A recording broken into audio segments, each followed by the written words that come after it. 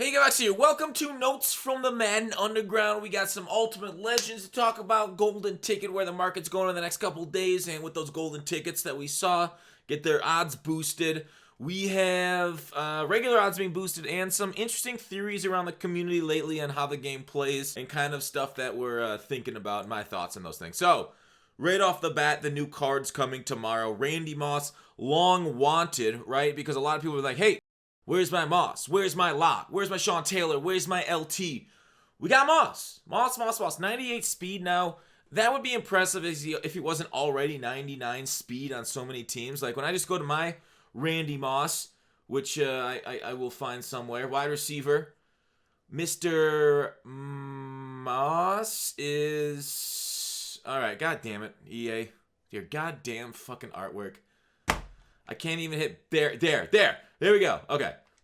Randy Moss.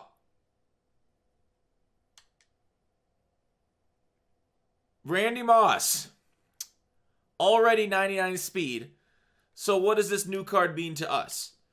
Because all you have to do is throw some abilities on him. And really, he's great. But, hey, thing is, now you get 4 abilities instead of 3 with a 99 overall. So even though his stats maybe won't be going up a lot for speed, the agility will improve, right? We don't see agility on the front of the card, but that's going to be up there. 99 overall, stock. So our first stock, 99 Ultimate Legends. So we could use the Power Pass. Probably will use the Power Pass on Randy Moss day one for me, just because he'll be too expensive. Because, Ultimate Legends always are too expensive day one. Then they fall down in price as we go along. So he'll be my 99 Power Pass. Have that sit in the binder for a hot minute. But overall, over the route thresholds there too should be mossing, but welcome back, right? We'll see a lot more Moss in the ladder, right? After a while, Moss started to kind of go away. You don't see as many people running Moss as their primary receiver anymore. I've been using Megatron for a while, so I like him better because he's thicker and 1 inch taller. But overall, I'll probably switch back to Moss as one of my start out abilities with Streak Specialist, Post Flag. What else do I like? I don't know. Will I go Joystick? But yeah, obviously the X factor of Moss is going to be on. So a lot of people will save Moss until like the second half or seeing it on the last play of the game. We see a lot more in House Rules, of course. A lot of people go Moss just to get that quick win or loss in the past. I don't know where the heck House Rules is. I wish they just recycle old House Rules every week. Just keep it going. The rewards don't need to be, last time they were glitched out. They could still be solid rewards, obviously, because we're still putting time into the game. You should reward us for the effort. But like, just rotate old House Rules. Just do it. Just get it done weekly. You might hear some like, hey, this House Rules isn't that great, but I don't think it would take too much effort to like reprogram it, right? Am I wrong on that? Just to like replay it, run it back? Maybe I'm wrong, but it doesn't feel like it would take much more effort than coding a whole new one. I could see that taking effort, like the whole play cooldown stuff coding. I could see that definitely being a pain in the ass if they did something like that again. But just run it. All right. Anyways, Moss is one of them. So there you go. That will probably be one of the most wanted ones, one of the biggest names in Madden history and NFL history. Champ Bailey's another 99 overall. Champ, 6 foot flat with stats that have been matched for months. Months and months and months. Did I say months? Months. Weeks, days, months, years. Cats. Dogs. It's raining mutts. All right. Yeah. I mean, whatever, right? Shit, we've had 99 speed corners and Champ. Cool for your theme teams. And then Kevin Mawai. Now, Kevin Mawai is an interesting case. Like, a lot of people are saying, hey, and that's what I want to talk about with abilities. One of the theories out there is if you put pass block elite on your center, that allows your entire offensive line to block better. And you can face against those guys with the defensive line and get more time in the pocket with them. I tried this out for a few streams. I would get insta-shedded from my center. Like, the DT on my center would insta-shed. So, and that was Alex Mack. And it was like, well, the thing that they say, and they're like, well, you got to be him thick. And my entire offensive line was over 300. My entire offensive line was over 90 strength. And people are like, oh, it's got to be 90 strength. That's what you really need. But, like, Clint Oldenburg, the lead developer of Madden, came out and said strength has nothing to do with pass block. That's all based off technique in his experience, so it's all based off technique in the game.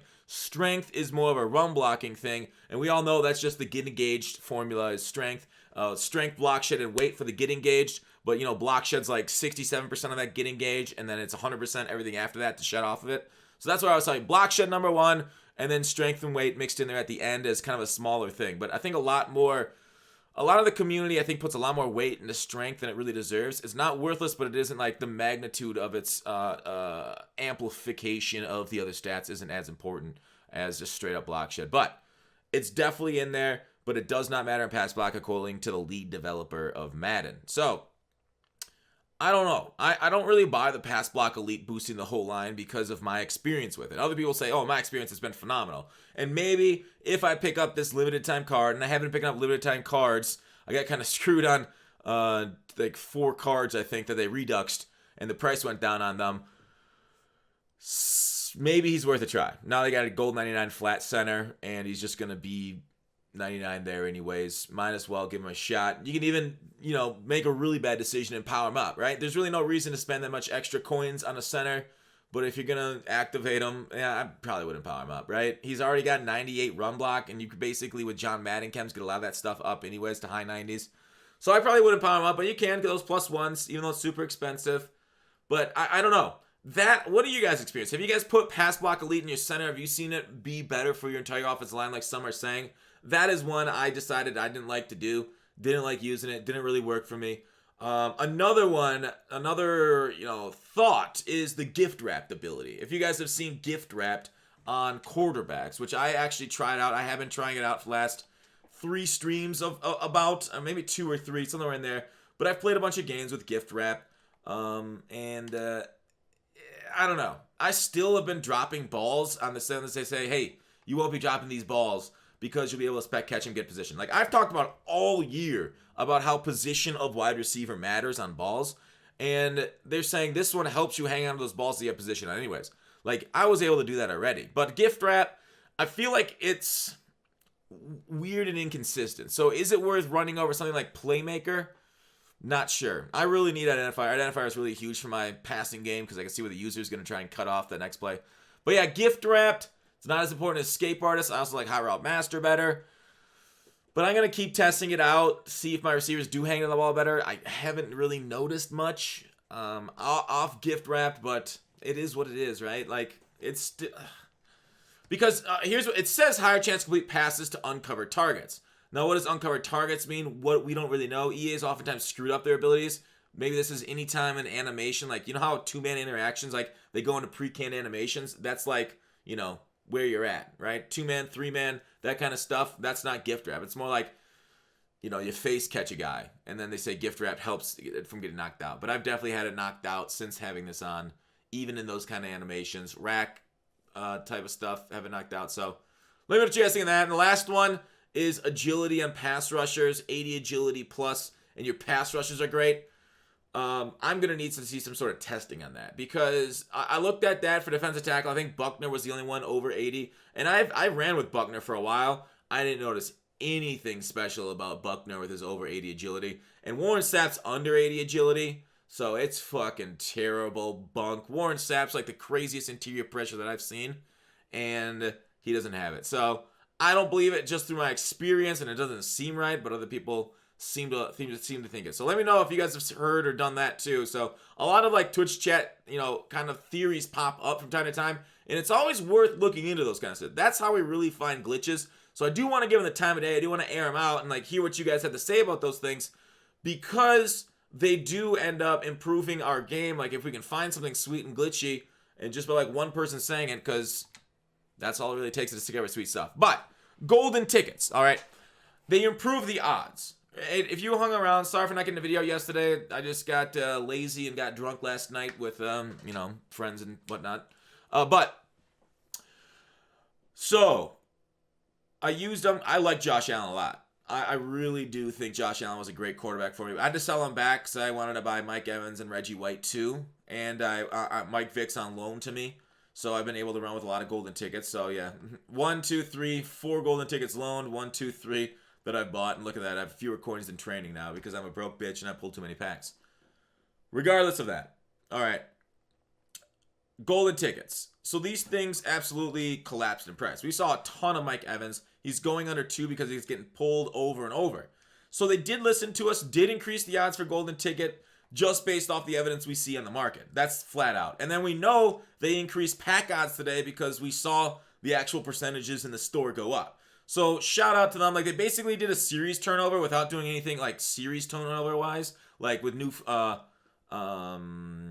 solos and journey or anything like that. So it's kind of like a weak ass series 7, but there it is. We technically got it with higher pack odds because that's part of the reason we get new series turnovers. So it's weird. It's kind of like a half series turnover, but I'm not going to complain about higher pack odds. I'm glad they did it. These golden tickets were absurd. It's too bad like the older golden tickets never got their boosted hours chances, and they're still super high. So it is what it is, right? People are still going to pull packs for them. I don't know. It doesn't seem like they boosted older golden tickets to be pulled, but those prices are down a little bit, so maybe some of them got boosted. Next week, golden tickets, it's looking like it's going to be Lamar, Trey Edmonds, and Taylor Mays. So look out for those. 2 amazing cards, and then Edmonds is kind of like, Steelers theme team, but he doesn't look nearly as good as Bo Jackson.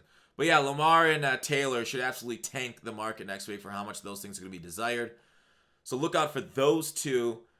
But yeah, is it worth buying these golden tickets today while the boosted odds are still here on the new ones? Maybe. It might be worth it if they in fact they take away the boosted odds and go back to regular previous odds, because we know how rare they get pulled then. We've seen a lot of golden tickets go up in price after their initial release too, as people are putting a lot of packs first couple days to kind of cool off into the next week. So it might be even worth it going and trying to pick up, if you do want to pick these up, maybe try and snag a good price on them tonight.